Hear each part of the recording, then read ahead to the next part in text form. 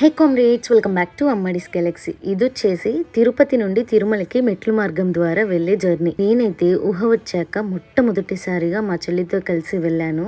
మొదటి మెట్టు దగ్గర కొబ్బరికాయ కొట్టేసి అందరూ జాగ్రత్తగా రీచ్ అవ్వాలని మొక్కేసి ప్రయాణం స్టార్ట్ చేశాము.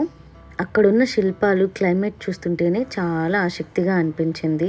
కొంత దూరం వచ్చాక గోశాల కనిపించింది. అక్కడ కన్నయ్యతో పాటు గోవుల్ని దర్శనం చేసుకున్నాము. ఇంకొంచెం ముందుకు వెళ్ళాక గోవిందస్వామి పాదాల గుడిలో తలపై గోవిందస్వామి పాదాలతో 3 ప్రదక్షిణలు చేసి కోరిక అడిగేశాను. నిజంగానే గోవిందస్వామి పాదాలు మోసానేమో అన్నంత బరువుగా అనిపించాయి నాకు.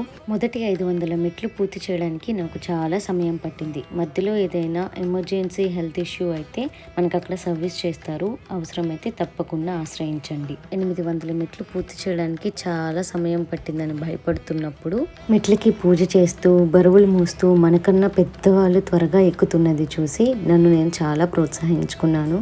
దారిలో నచ్చిన ఫుడ్, కావాల్సింది తాగేసి ఏడుకొండల వాడిని స్మరిస్తూ ముందుకు సాగాము.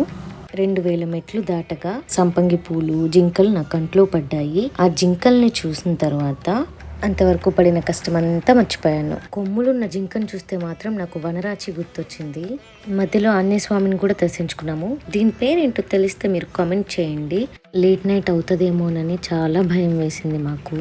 అలా గోవింద స్మరణ చేసుకుంటూ మోకాళ్ళ పర్వతం దాకా వెళ్ళిపోయాము. ఒక 5 మెట్లు మోకాళ్ళతో ఎక్కేసి మిగిలింది నడుచుకుంటూ వెళ్ళిపోయాము. కొందరైతే మోకాళ్ళతోనే మొత్తం మెట్లు ఎక్కేశారు. మిగిలిన 500 మెట్లని గోవింద గోవింద అని అరుస్తూ గబగబా ఎక్కేసాం అందరం. ఆఖరి మెట్టు ఎక్కేసరికి చాలా తృప్తిగా అనిపించింది. ఈ మెట్ల ప్రయాణం పూర్తి చేయడానికి మాకు 6 గంటల సమయం పట్టింది. నచ్చితే like, share and subscribe to Ammadi's Galaxy.